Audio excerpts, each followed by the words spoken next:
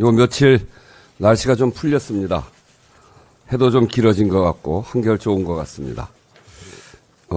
지금 이 혼란의 시기도 어서 지나가기를 바라는 마음이 다 같을 것 같습니다. 저도 그런 바람으로 오늘 이 자리에 섰습니다. 그럼 준비한 회견문을 읽겠습니다. 존경하는 국민 여러분, 우원식 국회의장입니다. 비상계엄과 대통령 탄핵 심판이라는 힘든 시기를 보내고 있습니다. 가장 큰 어려움을 겪고 계신 국민 여러분께 늘 송구하고 안타깝습니다. 아직 절차가 진행 중이지만 이제 결론을 향해 가고 있습니다. 어떤 결론이든 지금의 이 과정이 우리의 헌법과 민주주의를 더 단단히 세우는 디딤돌, 대한민국의 새로운 전기를 마련하는 계기가 되어야 합니다. 이 분명한 목표에 우리 모두의 지혜와 협력이 모이고 그리하여 국민의 일상이 조금 더 편안해지기를 바라는 마음입니다. 헌법재판소가 마은혁 헌법재판관 임명에 관해 최종 판단을 했습니다. 이틀 전에는 대통령 탄핵 심판에 대한 변론이 종결되었습니다. 두 개의 사건이지만 국가 공권력의 헌법 준수를 위한 재판, 즉 헌법의 실현을 위한 재판이라는 사실은 같습니다. 먼저 오늘 헌재 판결로 국회가 선출한 헌법재판관을 대통령 권한대행이 임명하지 않는 것은 국회 권한을 침해하는 것이라는 사실이 확인되었습니다. 대통령 권한대행은 임명 절차를 조속히 진행하여 헌법재판소 구인체제의 복원을 매듭짓기를 요청합니다. 대통령 탄핵 심판은 최종 선거를 앞두고 있습니다. 그동안 국회는 탄핵 소추의 청구인으로서 충실하게 변론에 임해왔습니다. 국회의 변론은 헌법 수호라는 국회의 사명을 실천하는 과정이었으며 국민 주권과 민주주의를 실현하기 위한 노력이었습니다. 이제 국회는 겸허한 자세로 헌법재판소의 최종 판단을 기다리고자 합니다. 존경하는 국민 여러분, 지난 12월 이후 우리 사회는 극심한 혼란을 겪고 있습니다. 견해차에서 오는 대립과 갈등이 민주주의가 허용하는 수준을 넘어 헌법과 사법체계를 부정하고 폭력을 수반하는 상황에 이르렀습니다. 이러한 일들이 용인되고 반복된다면 국가 존립과 공동체 유지의 최소 기반마저 무너질 수 있다는 위기감도 함께 커가고 있습니다. 탄핵 심판은 이념이나 정치적 승패의 문제가 아닙니다. 헌법재판소가 판시했듯이 탄핵 제도는 누구도 법 위에 있지 않다는 법의 지배 원리를 구현하고 헌법을 수호하기 위한 제도입니다. 이 사실이 매우 중요합니다.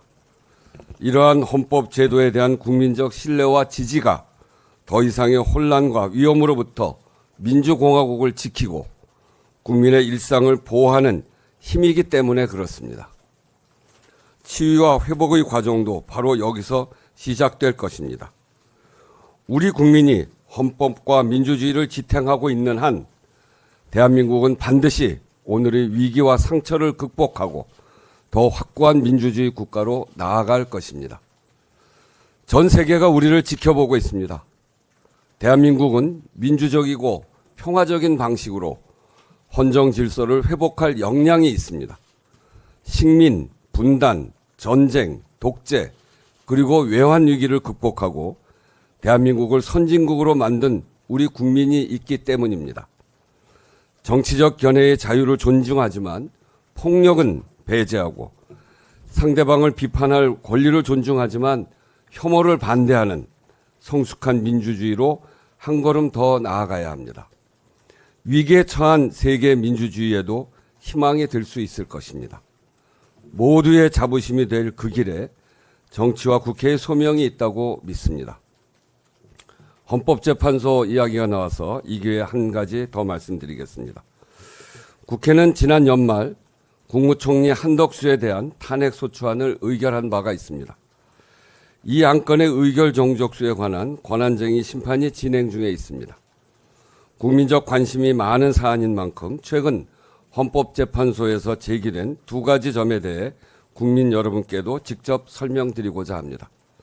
먼저 탄핵 소추안의 본회의 의결에 앞서 이 안건을 법사위에 회부하여 조사할 수는 없었는가 하는 점입니다.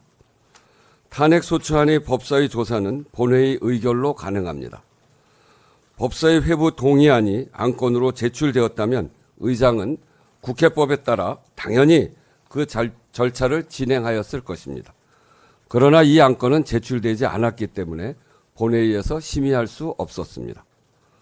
두 번째로 의결 정족수를 본회의에서 의결하는 방안은 이를 실현할 법적 절차와 방법이 없다는 점에서 또한 그것이 현실적 규범적으로 바람직하냐는 점에서 의결 정족수 판단의 선행 과정으로 삼기 어렵다고 판단했습니다.